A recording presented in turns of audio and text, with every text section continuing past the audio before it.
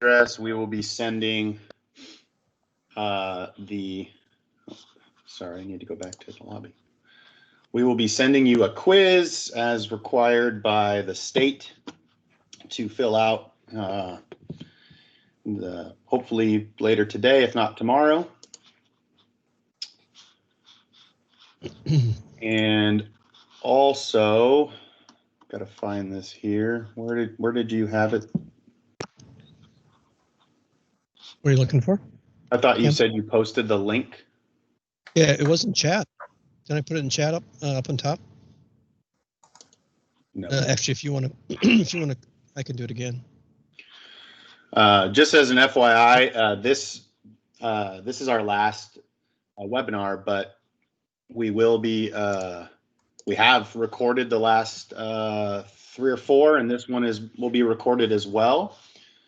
So we actually have set up a way for if you have any customers or any other colleagues that need hours, they will be able to log in and watch enough to get the quiz done, or enough to learn what the answers on the quiz are, and get their hours. So there's an hour of laws and regs, and I think there are 3 hours of other. So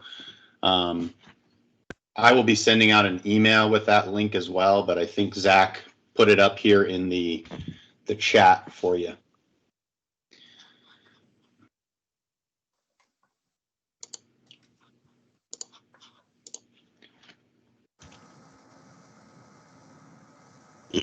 Cam, you want to start? Or have Yeah. you started? All right. Looks like I just got to okay. Thanks everybody for joining us. This should be a really great one with a very topical discussion for everybody. Zach is going to step in and put on his professor hat for a little bit at some point. But we're really excited to have Dr. Bill Kreuzer with us, talking all things PGRs and growing degree days. So with that, I will hand it off to Zach. As we just mentioned, if there's anybody still just coming in, please put your name last, first, your license number, and your email for California. For Arizona, I believe I just need name and email, but if you want to put your license number in as well. And then at the end, we will also have the meeting code for the GCSAA Superintendent Education Hour or Education Point. So with that, I will hand it over to Dr. Riker. Great, appreciate it. And again, if you would put that in the chat, that would be fabulous. And if you have any questions at all, if we can help, and this is the latest technology, so it always gets screwed up, just contact Cameron or Gordon or me. We'd be happy to help, whether it's about the test or the quiz, whatever, or any questions whatsoever. And so, let me get to I got the wrong one going on here. But at any rate, we have Dr. Bill Kreuzer. I got Dr. Bill Kreuzer today.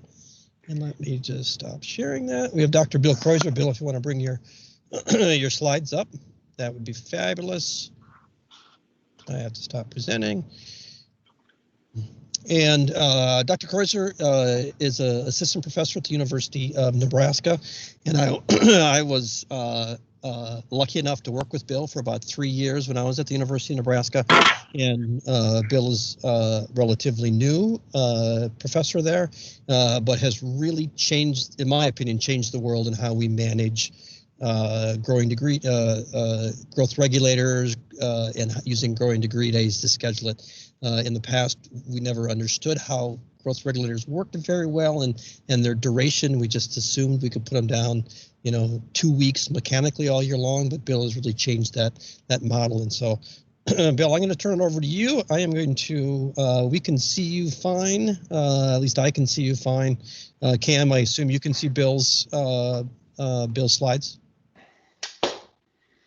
Cameron or Gordon, can you guys see Bill's slides? Yes, I can see his slides just fine. Okay. All right, I unmuted myself, so we should be good to go. Yeah, thanks. I'm excited to talk today. we're going to talk a little bit about PGRs and growing ingredient modeling, something I've been talking about since honestly 2008 now. But then also get into some of the new research. So if you guys follow me on Twitter, which is at UNLTurf, you may have seen some of the things we're doing now with PGR programming and how it impacts putting green performance. And so it's kind of a quick whirlwind this morning with that. And then Dr. Riker is going to talk about some seed head GDD timing at the end. So we'll just dive right into it here today. So as turf managers, we're constantly trying to balance our growth rate. And I think we do it almost subconsciously.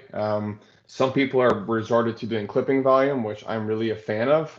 We have a par 3 golf course here in Lincoln that I use as my kind of test course with my students, and I have them doing clipping volume from one green. And when it comes to figuring out how to use my PGRs, when I can look at that data and see how things have been trending over the last week or 2 weeks, that really informs me a lot of what I need to do with my PGR program. So it's like driving your car without having any idea how fast you're going if you're not doing it. So I think we have some intuitive idea what that should be. You know, here's a graphic of grass that's growing too fast in the top left, grass that's kind of growing just right, and then grass that's growing too slow.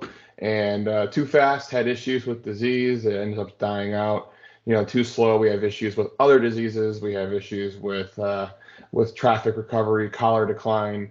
And so we're really trying to impact things like soil moisture, nitrogen fertilizer, and our PGR program to try to hit these goals when it comes to those applications. Because if we're getting too much suppression, we can really have problems. And so here's a Bentgrass fairway in which I'm using normal safe rates of any PGR. I don't care if it's Primo, a new, trim it, and then I'm just using it in an inappropriate way, making timings that are not informed by models, and we can see how poor the turf quality looks in some of those plots. In other areas looks just fine. And this is really something we're seeing a lot too in areas where you have bentgrass greens up against bermudagrass and other types of worms using collars. And so we'll talk a little bit about that today. Here's another example of how we just can't go out and put down PGRs on calendar-based intervals and not really pay attention to how much growth we're getting. So the background of this photo, which is the front of the screen here at a course in Lincoln, they're putting down their PGR every 2 weeks, which normally would have been pretty typical for putting greens in Nebraska. But then it was really cold May, really cold. And so the superintendent is continuing in the foreground to apply Primo and trim it at low rates in combination together every 2 weeks, when he really should have been probably applying every month with how cold it was. And he was seeing this discoloration. He thought it was diseases. The lab's not seeing anything. And the only reason we were able to really figure out it was the PGR was the front of the green here where the grass looks better. I was doing some PGR experiments, and so he wasn't spraying that area. And so you could really see the power of the control where, wow, the only thing different in our management was that this area in the foreground of the photo is getting PGR all the time. And so it really does kind of show how things can get away from you if you're just sticking with these calendar-based intervals for when you're putting the PGRs down on the turf. Here's an example of bentgrass greens with bermudagrass collars coming out of winter, and just the challenges that we have in managing such different grass species in such close proximity. And then we start putting PGRs on top of it, and we're getting overspray onto our collars, how that can really lead to significant issues. So I'm just going to get to the meat of the PGR talk right away, because we're really short on time, and this isn't a 4-hour GIS type seminar. So the things I really want you guys to remember and take home from this talk is that PGR application rate and air temperature and mowing program, so I mean height and frequency of mowing, all impact the performance of our growth regulators. And that might seem intuitive, but the not intuitive part is maybe how they're disconnected from each other. The duration of how long a PGR lasts is impacted on air temperature and mowing practice, and really minimal impact on application rate. So that means if you use a really high rate or a really low rate, the amount of duration you're going to get out of that PGR is generally about the same. And we've been seeing that now for over 10 years. So it's not just like a one summer thing I saw that and I'm telling you about it. It's the 10 years of constantly seeing that. And then the second part of it is if rate doesn't impact how long the PGR lasts, what it does impact is how much suppression we're getting. And so if we're making our applications at the correct timing, the correct intervals, the higher the rate generally leads to more suppression, the lower rate leads to less suppression.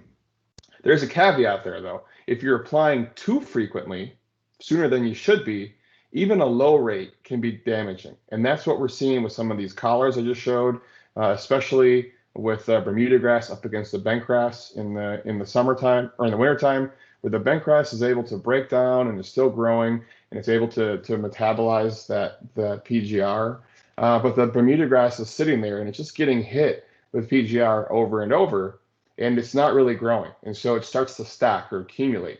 And so then that can lead to even low rates on the bentgrass greens. If you're constantly applying it to those bermudagrass collars, a low rate gets higher and higher and higher because it's not getting broken down or mowed off on those collars. So how did all these PGRs work? When I first started studying this, actually as a high school kid, because I had a backyard green with shade issues, I thought you put the PGR down, you got 2 weeks of 50% suppression, and then after that, you'd have this 2 weeks of this rebound. And so we're going to see some graphs here early on today that have relative clipping yield on this y-axis, and then we're going to have some time interval. So this would be just your standard 2 week type of a timing if the product's always lasted for 2 weeks. So when you put down this PGR at day 0, the suppression is going to intensify. So in this example, the non-treated plots, if I had grass that wasn't treated, and then I collected clippings from grass that was treated with Primo, at day 7, the grass treated with Primo would have 20% less growth than the non-treated. So that's all that means. And then after day 15, the product is now worn off. And then we go into this rebound in which the grass that was treated with Primo 25 days ago actually has 20% more grass than the non-treated control. So all of the savings that we had in the suppression phase, we're going to lose in the rebound phase when the rebound phase does occur. And so we want to maintain suppression. And we want to maintain suppression pretty much all the time. People ask, what about if I aerate? We tested that. It doesn't slow down. There's research from the 90s that show it doesn't slow down divot recovery. If you had a real widespread foliar disease, maybe less suppression to kind of promote some regrowth is okay. But if we're maintaining suppression, we get all kinds of plant health benefits. And so again, thinking about how much suppression do you need is really what we need to be focusing on. And that's why clipping volume can be helpful.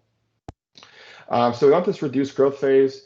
We don't want to go into the rebound at all because what it does is it burns a ton of sugar, and it also takes a high demand for all of our fertilizers. So we need more fertilizer to make the grass look better, and we're burning sugar. And so we really want to try to reapply these products kind of right after peak suppression. So in this example, we'd want to reapply, say, every 10 days. The problem is this suppression phase, again, is dependent on temperature. So when it's really hot, when you have average temperatures of 90 degrees, so that's a high of 100 and low of 80, this whole phase of suppression and rebound can happen over the matter of a couple of weeks. And then when we get temperatures that are much more cool, so average air temperatures of 60, so that means average highs of 70 degrees Fahrenheit and average lows of 50.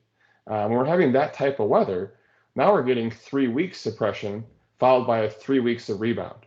And so if we're going out and applying every 2 weeks, well, and the average temperature is maybe 75, that works decent. But then when you get into those hot periods and you're at every 2 weeks, you're actually under applying, and you get into this problem of getting into rebound effects and stressing the plant out. And then when you get to those cold times in the winter where the grass is kind of sitting there, it's not growing very actively. If you're applying every 2 weeks, now we're applying faster than the plant actually needs to be treated, and that results in that stacking and can intensify the suppression. So what we wanted to do was try to get away from thinking about calendars, and let's think about heat accumulation. So we know in a lot of agronomic systems, we can track growing degree days, and a growing degree day is really just a summation of daily average temperatures from some period of time. So if it's for seed heads, especially in the upper Midwest, they start a calendar of adding temperature together starting on February 15th. Sometimes people use February 1st. When you hit a threshold, then you go apply your proxy.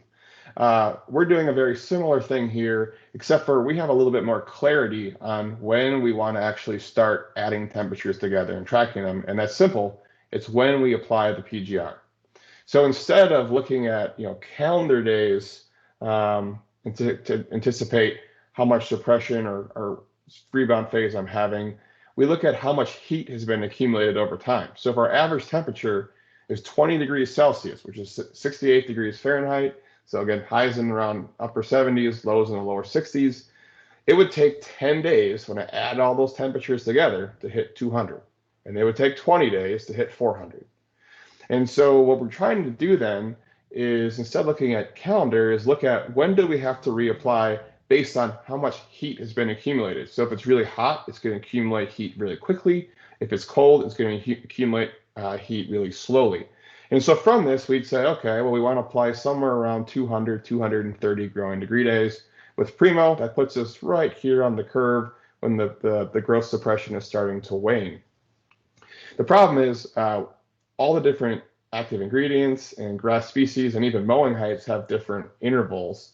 And another thing that's really important to know is all of these models are in Celsius. I know some people like to use Syngenta Greencast, and they have to know what their base temperature and interval is when they're using that application. They have to say, I want base 0 Celsius, base 32 Fahrenheit, and then put your dates in. And so you really do need to know what kind of grass species do I have, and then am I using the right unit? Because I have a lot of times where people are using base 32 instead of base 0 Celsius, and the intervals are very different from each other. So everything we're going to talk about today is in base 0 Celsius. So how do we calculate these growing degree days and more with a little bit more information?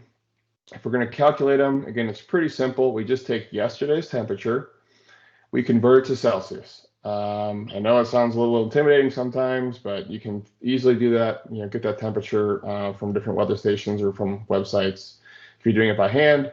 And then the thing to know is you have to subtract off a base temperature. This is a temperature at which anything colder than that, nothing is happening. So, for example, if it's 28 degrees Fahrenheit, I would convert that to Celsius. That would be -2 Celsius. It's less than 0, so I would just give it that day as 0. So for the cool season grasses, we use a base of 0. For warm season grasses, we use a base of 10. So if the average temperature is, again, 68 for the day, then we subtract that. We convert to Celsius, which is 20. 20 minus 10, that day accumulated 10 growing degree days. And so we just add those temperatures together. So here's an example of that with a base 0, where you just take the high, the low, get the average, convert to Celsius, and you add them together. And then once you hit your threshold, so say 200 growing degree days for Primo and Bentgrass greens, you go reapply and you reset the model to 0 and you start all over again. So you can do this by hand, you can do it in Excel, or we have tools like Greenkeeper app, as an app that I've been developing since 2016 when I got to Nebraska. And it does all this for you. It already knows the right temperatures. It already knows the right base. All you do is you put in what species you want to use, the date you made the application, and what rate, and the system keeps track of the rest of it for you. So when we do that, we start to go ahead. Hey, Bill. Mm-hmm. And so if you use the Greenkeeper app, that knows your zip code. So does that use a local weather station, or can you use your own personal weather station? How does that work? Yes, so right now we use a website called Dark Sky, which has done a pretty good job. You put a pin on the map and it knows your lat long then, and pulls in weather from models based on a combination of all the weather stations around you to figure out what it would be likely at your course with topography issues. Apple just bought them, so they're being shut down. So we're going to probably go to the National Weather Service next time. But we're actually partnering with a company now that will link your weather station and actually whole weather station networks to your golf course. So you can have multiple stations, and we can do modeling even at local microclimates. So that's kind of how that's been going. So we get to these different intervals for greens. And so like for a new, you'd reapply a new at 250 growing degree days. For Primo, you'd apply at 200 growing degree days. Trim it is a little bit of a rate dependency from the low label rate to the high label rate between 250 and 280. And honestly, that's not that many days. If you think that an average day where you have a high of about 80 and a low of 60, you're accumulating 20 growing degree days that day. So you're looking at maybe a day and a half for the 3x label rate of trim it. So again, rate doesn't have a huge impact on how long these products last. Same with Cutlass, Legacy, and Musketeer, same types of things. But another important thing then for knowing these intervals besides the active ingredient is we need to know the grass species and even the mowing height. So this is a bentgrass green mowed at an eighth or less, right, or a tenth. If I'm taking that to my bentgrass fairway, mowed at 3/8 to a half of an inch, I think we did our studies at 0.4, now those intervals stretched out significantly from 250 to 300 to 400, as far as 600 growing degree days. So you can start to see a problem setting up here where we're putting these PGRs on our greens on these tight intervals, but now we're starting to overspray onto our collars. And this is something that we're seeing even if you use a calendar-based approach. If you're applying every 2 weeks on your greens, which is pretty close to the right growing degree day, if you had ideal temperatures, that's still double as frequent as those collars should be treated with the PGR. We've continued to expand these models now to even different warm season grasses. So if anyone here is managing ultradwarf greens, we're seeing that that these models are working as long as we use the correct base temperature. So for Primo Max at a 4-ounce rate, it's 220 growing degree days, but again, this is a base 10. It's very different. Even though this number looks about the same, around 200, that base 10 is a really important scalar there that needs to be accounted for. And then the new is a little shorter, 125 growing degree days. And that's a base 10. Interesting thing too, the warm season grasses on the greens, we're not seeing any rebound. And so I hear a lot, especially in the southeast, about the PGR wore off and now it's rebounding. And actually, whenever we did this modeling at 6 different sites across the southeast, we've never seen a rebound from the ultradwarfs. The grass just kind of resumes normal growth rate. It doesn't have a big spike in growth following the application. So, we're trying to convert these types of calendar intervals. And so if you're managing warm season grass, especially even if it's on your fairways, I know that's pretty common out there to have warm season fairways, especially in SoCal, and bentgrass greens or POA greens. You can really see how when it's cold and those Bermuda grasses aren't wanting to grow much, we can really have a risk of over applying really easily. So say our average temperature for the day is 60, and I convert that to growing degree days with a base 10. That means I'm doing 6 growing degree days a day. And if I'm putting down Primo at 200 growing degree days for a warm season grass, that's a 36-day interval. But at the same time, if you're doing this for your bentgrass greens or your POA greens, that's probably still around the 2-week interval. So you can see how we're starting to set up some problems there. And it's only when it really gets warm, high average temperatures of 80, so highs in the 90s, lows in the 70s, that we're getting close to 2-week intervals for our warm season turf grasses. So we're working on this for fairways. We're finding that the numbers actually align pretty close with the bentgrass fairways as long as you go from a base 0 to a base 10. So it's lasting significantly longer on the PGRs, last significantly longer on the fairways still. The higher rates are giving you more suppression, and the higher the temperature shortens that suppression. We even tested it out in kikuyu grass, and so we tested out things like a new or Cutlass, and even Primo Max. And again, this rate, I didn't know what the kikuyu grass label was, and some of the SoCal guys got on me like, who puts 5 ounces on kikuyu? You need a way more than that. The important thing to know here is rate is going to again impact how much suppression and not really how long. So this inflection point from suppression to rebound is going to be about the same. It's just going to be a lot more suppression with a higher rate. So again, the fairway height grasses have very similar intervals to what we would expect on fairways in the cool season grasses. Just got to switch that base temperature from a 0 to a 10. If we don't do that, we start to have these stacking effects. So if we say we're going to apply even a low rate of Primo every week, and I'm overspraying onto my bermudagrass or warm season collars, and so even if I'm using 2 ounces of Primo on a Bentgrass green, and I'm just going to go put it down weekly and think it's a low rate, weekly will be fine. If the temperatures are cold, it really can run away from you pretty quick. So if I look at if I'm applying every 2 weeks and I apply my growing degree day models to it, what I notice is if I'm applying every week, if I started it with 2 ounces in the plant, there's still an ounce there. And then I add 2 more ounces. And so over time, I'm not allowing that PGR level in the plant to get low enough that it's being completely removed. And so as I keep adding applications, it starts stacking. The analogy that I use is kind of crude, but I just say it's similar to getting drunk. If you're drinking beers faster than your body can break them down, over time, you're going to have higher blood alcohol levels, and then you're going to feel a little bit more tipsy. So that's kind of what's going on here. And unlike our bodies that are the same temperature all the time, so we kind of know it's about a beer an hour, the grass is impacted by air temperature. And so when it gets cold outside, the ability to break down this material slows down. So when our average temperatures are 60, and I'm putting down 2 ounces a week, all of a sudden now that 2 ounce rate is equivalent to, say, a 6 ounce rate. And so we can really get an understanding for why we start to see some collar decline issues with the overspray. Bill, I had a quick question on that. Does that principle apply, you think, for an overseed turf system where the Bermuda is not quite dormant as this overseed process is happening?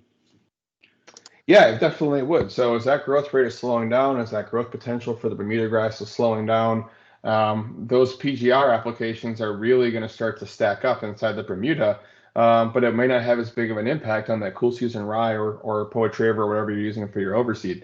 So that might impact even, we see that even with DMI fungicides with snow mold apps, where I can see that grass that's treated with high rates of DMIs, especially like a Banner or the older types of DMIs, that can give a lot of suppression. Those areas are slow to green up the next year. So you can have a carryover effect. And so it would be a good research question to understand how that's impacting, the recovery of the Bermuda grass the next year based on how much PGR was applied as it was going dormant.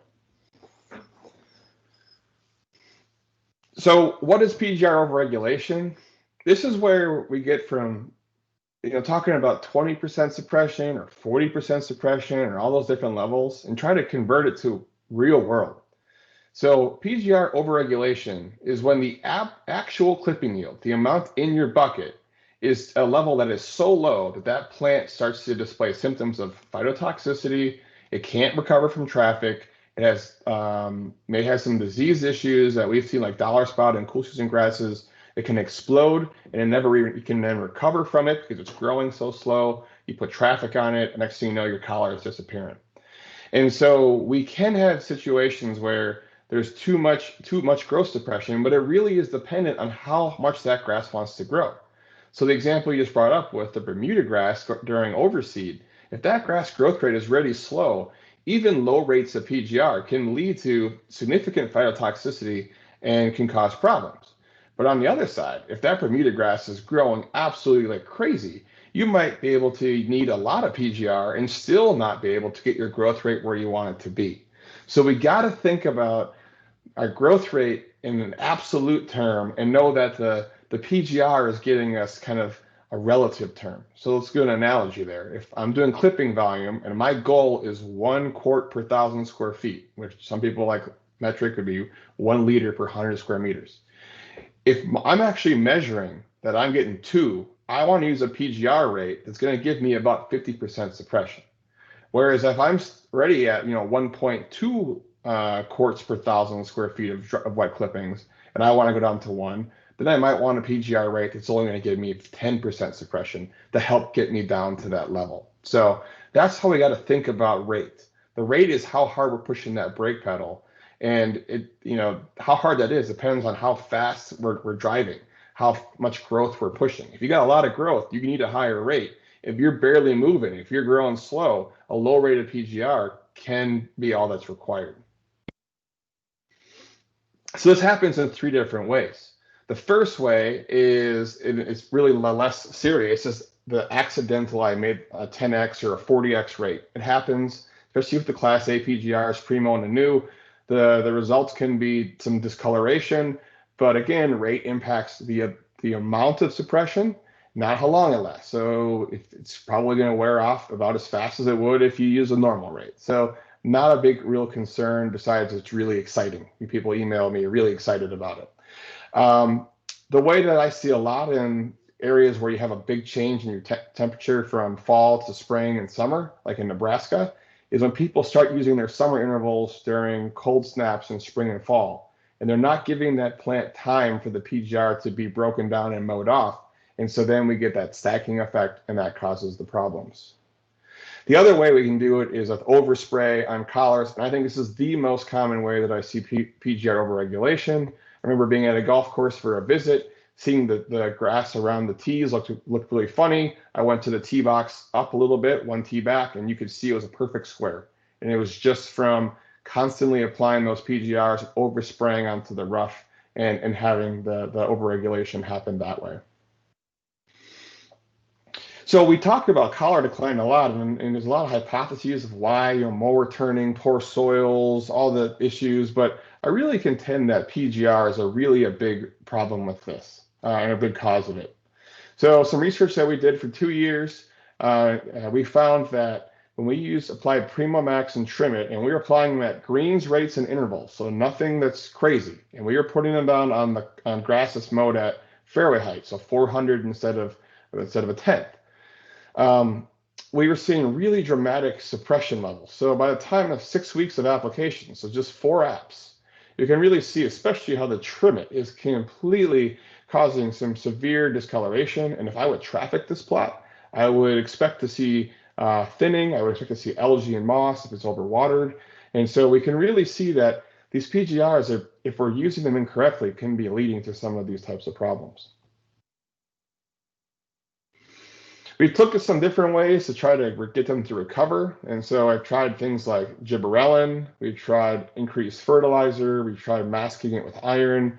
The Gibberellin can help, but you have to use extremely low rates. And generally 1 application is all you need. So you can kind of see this is Trim It alone in the bottom right. Bottom left, Trim It with Gibberellin. It really did reverse that discoloration. But the top left here, you can see if the Gibberellin was oversprayed onto an area that didn't have overregulation, it went bad really quick compared to no PGR, no Gibberellin. So this is just controlling what's happening with the growth rate. And Gibberellin is that hormone that causes the grass to grow. So very low Gibberellin looks bad, very high Gibberellin looks bad. We're canceling them out, and that was able to help. So I would say this is maybe something you could try, but I would only try it if you're to the point where I got to sod out grass because it's that bad. That's how serious I think it is. If you're constantly having these problems, things you can do is try to eliminate or increase your nitrogen fertilizer. So you're trying to push a little bit more growth and try to minimize, spraying those areas or use lower rates to try to minimize those effects. Here's a graph of the turf grass quality. You can see how it started off fine when it was treated with Trim It. And then it really went downhill in June. And again, this is a combination of the stacking of the Trim It, but then we also see in Nebraska this kind of natural slowdown of growth rate in June before it ramps back up in July. And that's a mineralization thing with the soil and some other genetics going on there. So we put down our Gibberellin, and that really helped. But then we made another application 2 weeks later, and the grass grew so fast that it died. And so we got, rapid reduction in our turf grass quality. The Blackland 6 represents acceptable. So, and that's what it looked like. So, it's an option. Just want to be kind of careful with that. Other things that people have done, especially when you have bent POA greens up against warm season collars, is to wash off the Class A products. So, if you're Primo, you're a new, you can wash that off the leaf. It has to happen immediately, though. Uptake is in the matter of minutes for these products. You can't wait an hour to get a hose on it. It's like you got to spray, get a hose to try to water it in to wash it off. And so, but some superintendents have had success in the Southeast doing this method. Other things we can do, I think GPS sprayers can really help. It's one thing that we've done on our par 3 golf course is I just do not let anything touch those collars. When I spray greens, I spray greens. When I spray fairways and approaches, I spray the collars with it. And that has really improved the quality. I've never seen our collars look better than this last summer. And getting those PGRs off and spraying them only with the fairways, I think was really a helpful in that. The other thing is just don't apply the PGR. If you're getting to the point where you're losing grass, if you're not sleeping, the PGR's benefit is not that tangible that you shouldn't be worried about it. Just let it come off the PGR, let things stabilize, and then try to reevaluate and then reset yourself. So to wrap up real quick here, last few slides before I'll turn it over to Zach. One of the studies that I've been trying out this year was what happens if we push high rates of nitrogen with different PGR programs, and how is that going to impact putting green performance?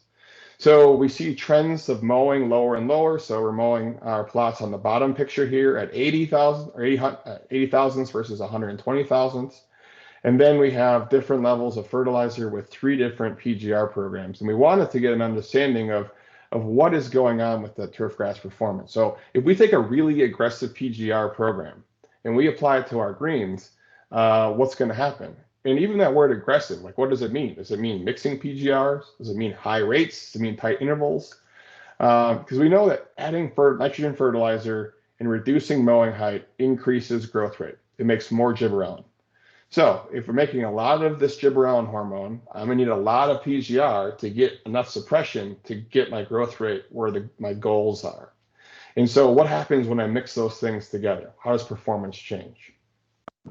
So this experiment, we did 8 different combinations. We have 4 different PGR programs. You have no PGR, standard Primo at 5.5 ounces per acre, Primo at a 6x rate, so 33 ounces per acre, something that might terrify some people. And then we have totally legal again, back to Primo at the full rate with Trim It at the full rate. And these are all applied on growing degree days. And then we did either 0.15 of a pound every 2 weeks of fertilizer or up as high as 0.3 of a pound every 2 weeks. And then we just measured green speed and clipping yield every week to get an idea of what's going on. And also we're looking at how much organic matter is accumulating with these programs. So we have big differences. You can, as we work our way across, the bottom ones are the grass with higher rates of fertilizer. The top ones are the lower rates of fertilizer. And then we have no PGR, standard Primo, 6x rate of Primo and Trim It. And we can really see how the canopy is kind of changing, looking different with the Primo and with the Trim It, even versus the 6x rate of Primo, where that looks pretty darn good. And then here's that grass at 80 with the same setup. So the lower fertilizer on the top, the higher fertilizer on the bottom. And in this scenario, to really keep my quality up, I had to use the higher rate of fertilizer to keep the quality looking good. And the reason is simple. The lower you mow, the faster the grass grows. So that means if there's more grass in the bucket, I need more fertilizer to replace all the fertilizer I'm mowing off. So if we're mowing at 80, okay, fine, but I'm going to have to fertilize a lot more to account for all that clippings that grass is pushing. And there's also questions too about sugar. Where is all the sugar that's being used to make all these clippings coming from? It's coming from roots. How sustainable is this over a long term?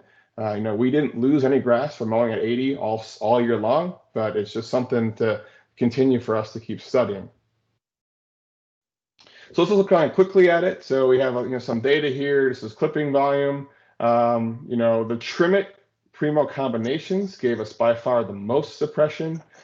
Even more than the 6x rate of Primo. Yep. Sorry, it just came up. Sorry, I okay. was delayed Sorry. a bit. Okay. So I'm looking at height of cut. So I'm seeing Trim It and Primo combinations. I'm getting a lot of suppression. So the standard rate of Primo again is giving us a traditional 10 to 20% suppression.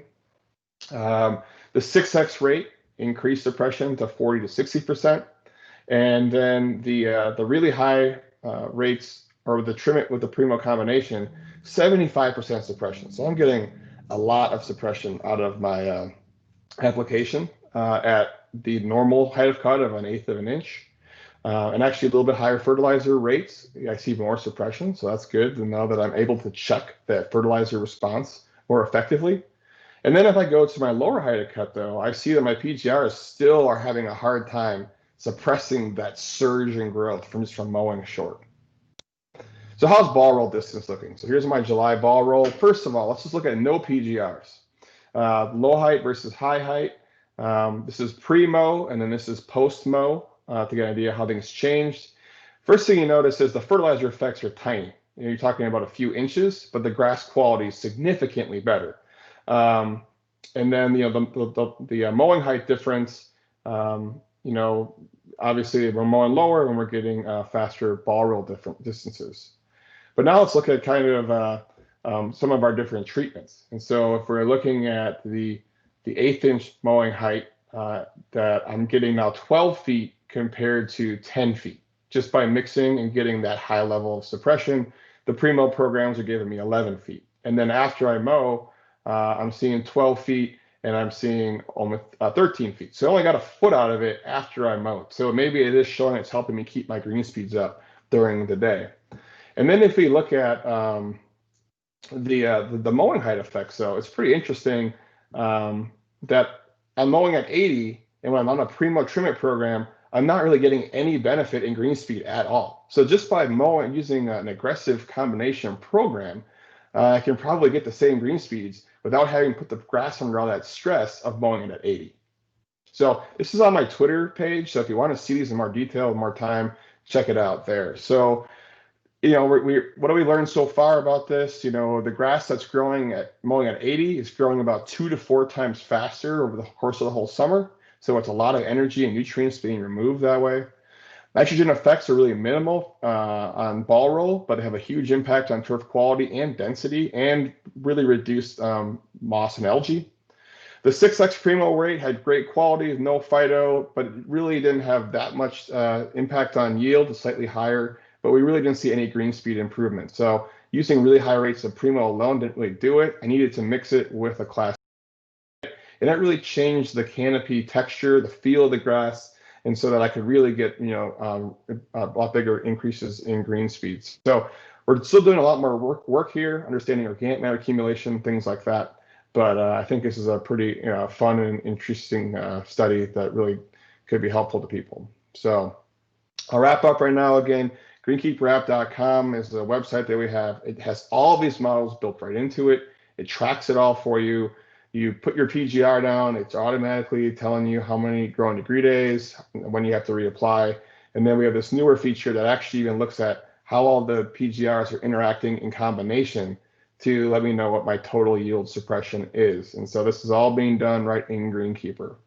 And obviously I know a lot about PGRs. I do study them. So if you want to learn more about this, I do have a 3-week course, 6 classes, in which I'm going to go over everything I know, and more importantly, a lot of things I still don't know about how PGRs work.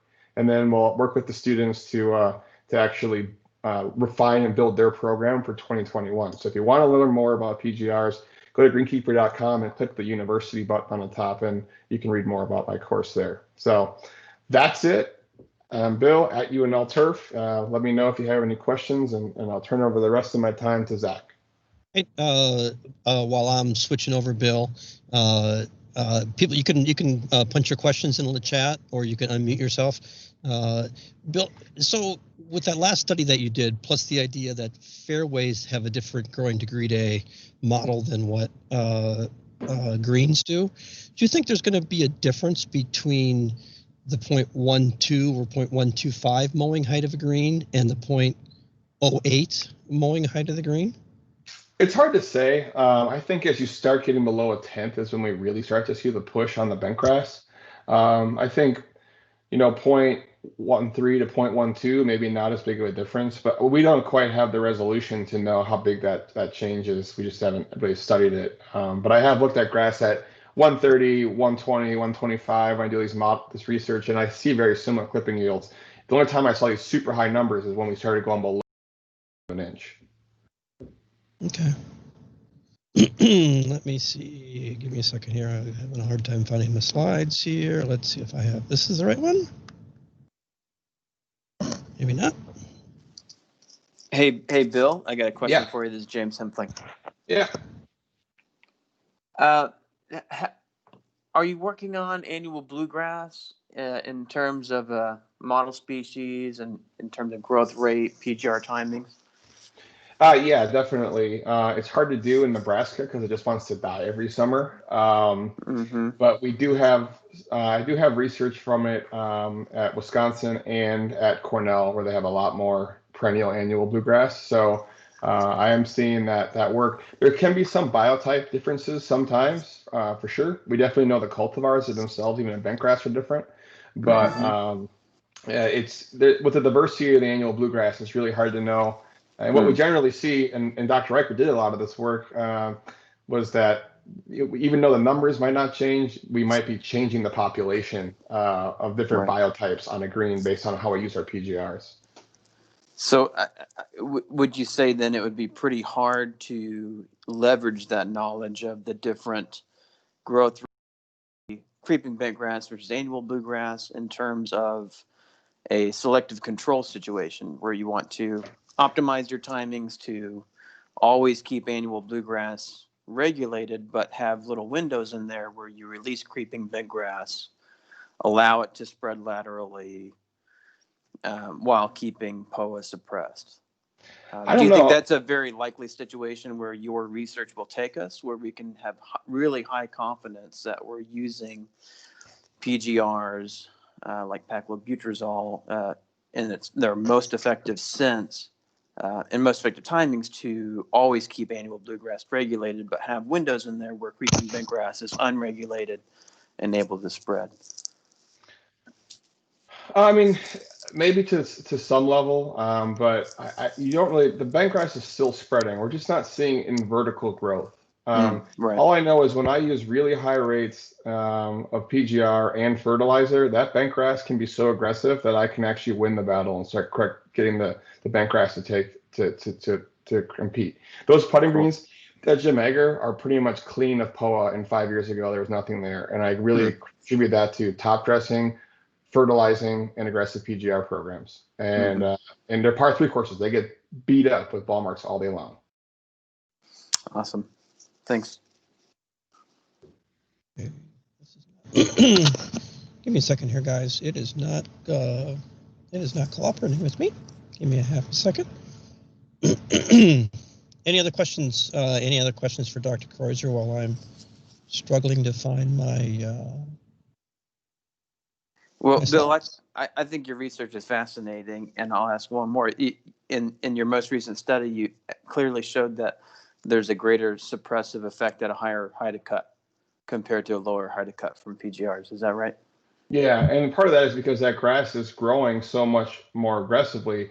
So again, go back to this driving your growth rate analogy. If your truck is going really fast, you need a lot of PGR to really make a big dent in that speed. So you really got to push that brake pedal harder. And so if that grass is already at a more optimal mowing height of 1/8 of an inch, that same amount of PGR is going to have more of a relative, it's going to have a bigger effect on that turf than the grass that's really bolting out of the ground. And so that also partially explains the collar decline phenomenon too, which is a much higher height of cut. Yeah, and the bentgrass loves that kind of height. So. Right. All right. And if you guys have any other questions, please put it in the chat. Cam, you guys see my screen? Mm-hmm. Okay. I see it now. Recent Great. Yeah, proxy it's history. What'd you say? It says proxy recent history. Yeah, there you go. Yeah, it was a struggle. I don't know what happened. So just real briefly, guys, about 5 or 10 minutes here. And so I've been with the company for about 5.5 years now. And prior to, not because of me, but prior to joining the company, we had a really rough time with consistency with Proxy. We just couldn't get it figured out very well, very inconsistent. It works great for seed head control, but we just couldn't get it figured out. And now that we look back, we're a lot smarter, and it has a lot to do with just scheduling the applications. And so it all started with Dr. Sean Askew from Virginia Tech, 2012, more or less. He started messing around with fall applications of Proxy, and it turns out it worked, has started to work really well. And we figured out that POA, the seed heads themselves, are initiated in the late fall, and or during the winter, depending if you are dormant or not. And so it started with Virginia Tech, and we've done a bunch of studies. Bill did one of the studies, did a number of studies from Oregon to Utah to Nebraska, all the way over to the East Coast, Yukon, and so on. And plus, with a lot of superintendents using this, we now have understood that by using one fall application of Proxy plus the standard spring applications, we can improve both seed head control as well as consistency across the country, both in research as well as on course. And so here's the take-home message. If you have seed head control dialed in, go ahead and hang up. Don't worry about it. Stick with what you're doing, because POA is variable, and if you got it dialed in, have at it. Stop listening. And so if you have chosen not to put something down in the fall, always start earlier than you think. And I know in California, some might be in the snow belt, some guys probably closer to the ocean. And so always start earlier than you think, because it's always better to apply early than too late, because this POA is initiating seed heads throughout the winter. It's always better to apply early. And the models work pretty well, but like Bill said, you almost have to have it dialed in for your own specific course. And so if you didn't put a fall primer app or choose not to, start early in the spring. By putting down the fall primer app, generally when things slow down, most people will put it in with the snow mold app. If you use a snow mold application, that will certainly increase flexibility. It'll buy you some forgiveness come next spring. It'll give you 7 to 10 days, or maybe 100 to 200 growing degree days, depending on what you're using in terms of GDD 32. And so here's the standard recipe for areas that go dormant. Proxy in the snow mold app, and certainly would like to put any of our stress guard products, Mirage interface down with that, certainly. And then the first spring application is traditional timing. Boot stage of annual bluegrass, if you have the patience to look around, forsythia bloom, or a couple of growing degree day models. Then the second spring application would be about 3 to 4 weeks later, generally about another 150 to 200 growing degree days later. And in the second spring application, that's when you start putting the Primo in, or we can put a new in also. And we also, if you want to put a stress guard product, that will help control any of the phyto that we might get from that combination. We tend to see, if we ever see phyto, it's when we include the Primo in cold temperatures, and we certainly see it at higher heights of cut, like Bill mentioned, when we roll off onto the collars, or even into the roughs, depending on how your green is shaped. And so putting something like Fiata or maybe an early season Mirage down for snow mold will certainly help mask that. And then either 2 week intervals thereafter with a half a rate of Proxy, or you can go in 4 week intervals. And so this is the standard where people have winter, where things go dormant, where you're using a snow mold application. But when you get to the coast, California, warm areas, really all the way up the coast, all the way up to Oregon, it gets a lot more complex, because these areas don't go dormant, and you can have seed heads really initiated as well as formed and produced for really throughout the whole winter. And so first application goes down just when the growth more or less slows, sometime in November, December, depending on your climate. The first spring application usually goes down sometime in February, March, and I wish I had a growing degree day number for you, but like Bill said, it's hard to use a growing degree day model because you don't know when to start. In the areas that go dormant, it's easy to start on February 1st for calculating that model, or January 1st. But since you guys don't go dormant in many of these places, you don't reset the model. And so it gets more complex. And so that's where I say you're better to apply earlier than later. And then make as many applications, second, third, fourth application as needed. And as long as you're still in the peak of the seed head production period, I would stick with the high rate of Proxy. Once you start tailing off, we've learned that you can go with a half rate, 2.5 ounces or 3 ounces, and that would work just as well, depending on your on what your weather is doing. And so the minimum or the maximum Proxy that you can use out there is 30 ounces a year. And so you can use up more or less 25 during the spring and summer, save another 5 ounces for the fall. And that's about the best way we can do it. And I apologize, I can't give you the exact specifics because POA is so dang variable, it might change slightly from course to course, region to region. And so here's some things you want to think about. We know a new works just as well as the Proxy Primo. And certainly New Farm has got the data. We haven't done any sponsoring of those studies, but I've seen the data. Works just as well as Primo does. And I've done a lot of that studies, excuse me, but so I've seen the same thing. We've done a lot of comparisons with them. So works well. Works, yeah. So the POA is different from location to location, even within a course. It's highly variable, and so regardless, you're going to have to do some tweaking. And that's why I go back to the original conversation. If you have it dialed in, don't fix something that's not broke. So there's going to be some tweaking. Every year is going to be different. What worked, what didn't work last year might work perfectly for this year, just because the highly variable weather. If we get an exceptionally cold winter, exceptionally warm winter, exceptionally overcast winter. And so we always like to use a check plot. So you know exactly, did this work or did it not work?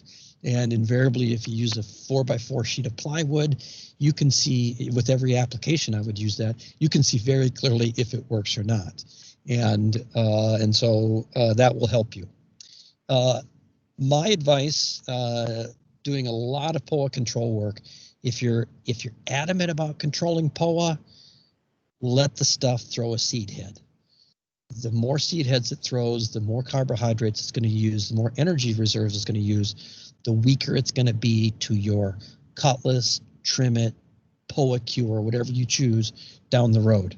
And that's easy for me to say because I'm not listening to the golfers complain about the bumpy greens. But if you're trying to control it, let it throw the seed head.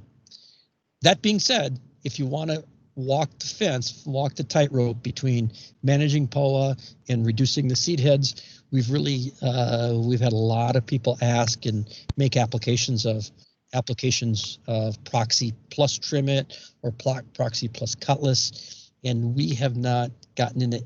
I certainly haven't heard of any issues, and so those combinations would certainly work in the spring and likely in the fall. And so with that, I am going to, that is the quick and dirty what I have.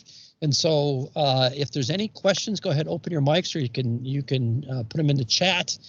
Again, if you haven't put your California pesticide information in the chat box, please do so.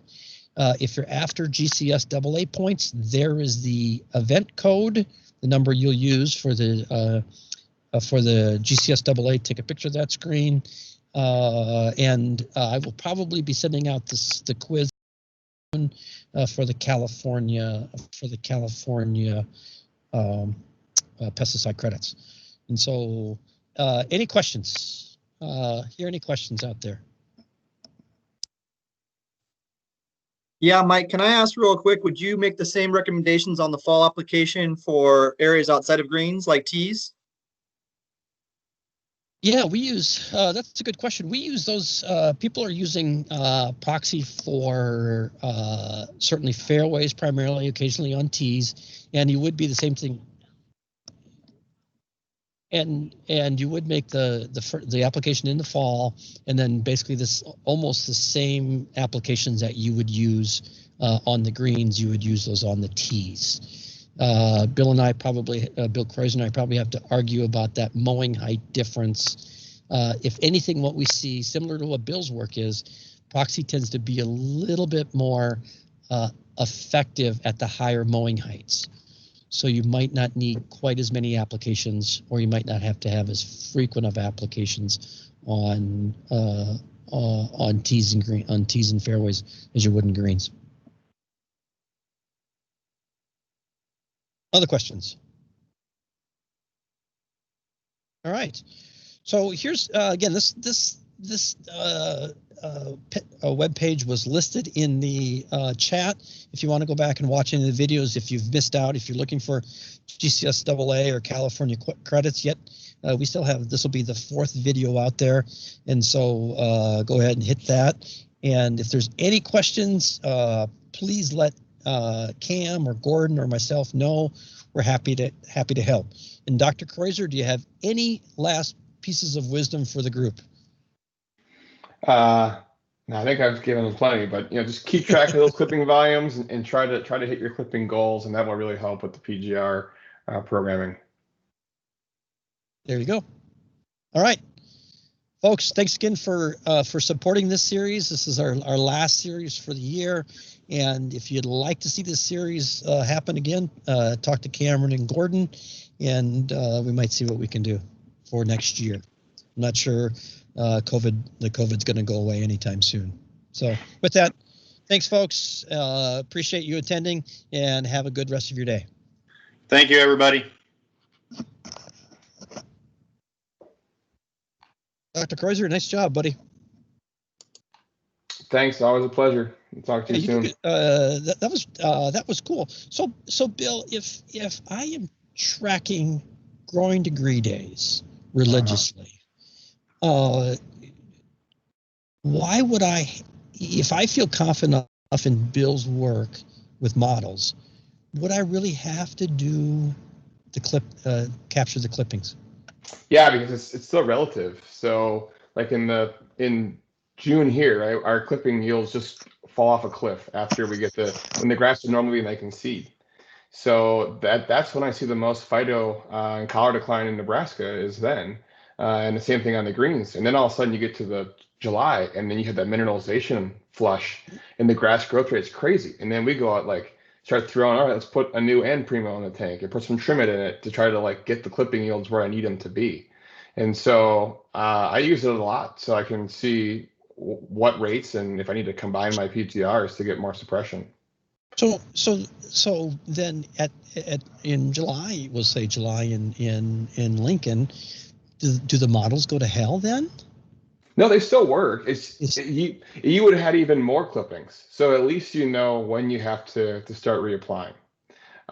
So you can sit there and say, okay, well, this combination, like in Greenkeeper now, it tells you how much suppression you're getting out of a rate. So if I'm putting down a 10-ounce rate of trimmet, this is what I'm going to get out of it.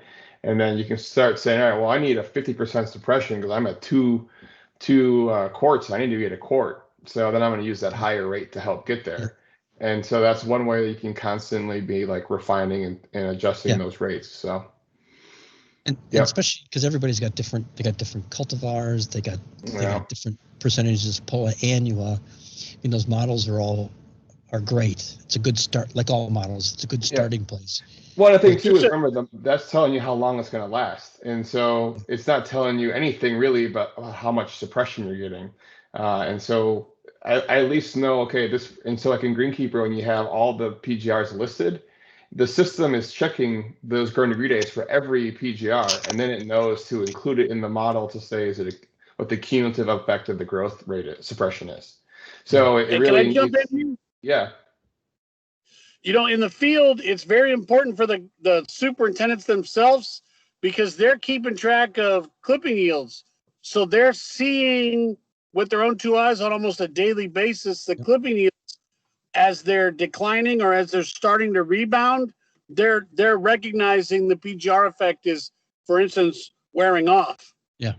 And the problem with it is that we just don't have a control. If you don't have a control plot, you just don't know are those changes PGR related, or are they fertility related, or environmental stress related? And so that's why the models serve as that kind of pseudo control to get an idea of what it would have been if you didn't have that product down. Yeah, interesting. Bill, I still think it's fascinating. Us herbicide guys, we've been asking people to use check plots. Fungicide guys asking guys to use check plots for eons. and everybody says, "Oh, it's a pain in the ass." But yet you come along, little snot-nosed kid, and ask them to harvest clippings, and they're all doing it, man. It's incredible how you got that out, like how you got that accomplished, man. Incredible, absolutely incredible. Yeah, I think our students were a little, when you first told me you got to do it, and working on the golf course, like, oh, nothing for me to do. And then they mow the 5th green, which is our closest to the clubhouse, our last green. And they just go up before they wash up the mower, they put it into a pesticide mixing bucket, and they go, oh, it's 1.4 today. And they put it into the app, and then they're done. And it takes them like seconds. Yeah, it's really, I mean, because guys who have it dialed in, it's really simple. I mean, whether it's, 1 green per mower or, whatever it is, they're all, either a 5-gallon bucket or some kind of volumetric cylinder or whatever. On, a mix. A lot of guys use those mixing, those big mixing jars, like you said yesterday. Yeah, I'm with Bill and you, man. I think it's a great idea. Anytime people can get out there and do and get some kind of quantitative measure on how the greens are growing, makes all the sense in the world. And the things that Doug's doing with his grad student is now they're taking their clipping volumes and they're doing machine learning. So what we want to do with Greenkeeper is that. So if people start entering their green speeds and clipping volumes in the Greenkeeper, the computer will start looking at what's the weather been, what's the fertility, what's the PGRs, and it'll start making predictions so we can be ahead of the forecast or what we think is going to happen. Every June, we always see a slowdown in growth rate. The system will start predicting that in June, we're going to see this reduction in growth rate. And Doug's model is like 85% accurate. So from R-squared value. So they're really, if we take it in the local data, we can build good models. You can't take that model and apply it to any other golf course except for that course. So do you think there'll be because guys really need, on Sunday night, they make a decision, am I going to apply tomorrow or am I going to wait till next Monday? Lots of times. You think you get 7 days out of that model? Yeah. Yep. Yeah. And that's where it's going. Greenkeeper right now is where are we at currently and what have we done in the past? And now we're building a program builder that starts to take some of these models and does like calendars that are changing colors to indicate as disease and growth potentials are going to be changing in the future, like to help the superintendent stay ahead of those instead of being just totally reactionary to what they're seeing currently. Yeah, it's cool. That's cool. You're doing good work, man. I've always said that you do good work. Always. Thanks. So. All right. Yeah. All right. Good talking to you guys. Hey, Bill. Did you send your correct W-9 to Todd? I sent it to the person at Bayer that does accounting. Okay. Well, yesterday? This is from the last. This is from we did this in spring. Yeah. Okay. If you still, who do I have? I don't think I have a copy of the most recent one because Pittsburgh is just nuts, and so it's always best when I send in the invoice for your payment to send a W-9 in. Yeah. The problem was you put Dr. Bill Kreiser, and then my W-9 was William Kreiser, and so then it took them 6 months to figure out it was wrong, and then they had the wrong address for you too. And then they proceeded to email me daily 6 months after they realized that it was a problem. So classic. Well, right? let me check to see what I have. I might give you a buzz or a text, let you know. All right, man. All right. Thanks again for your help. You do good work. Yep. Buddy. Thanks. See ya. Cool. See ya. Thanks, guys. Thanks, Gordon. Take care. Cameron Smith. Thank you. Still there, buddy? Still here. All right, sir. We are done. We're done for the year. I'll process this chat and I will send guys I'll send guys out. I'll send the quiz out this afternoon. Thank you very much for everything. Cool. I thought it went well. Yeah. Gosh, it's impressive for sure. Yeah, it's interesting. Bill's got some really interesting research. It's turns out to be a game changer for growth regulators. Yeah, and I think that what he's doing with Greenkeeper is outstanding. I agree. Totally. All right, man. All right. Thanks. I should stop this recording, shouldn't I? You should. You're gonna have to probably go back 10 minutes or something.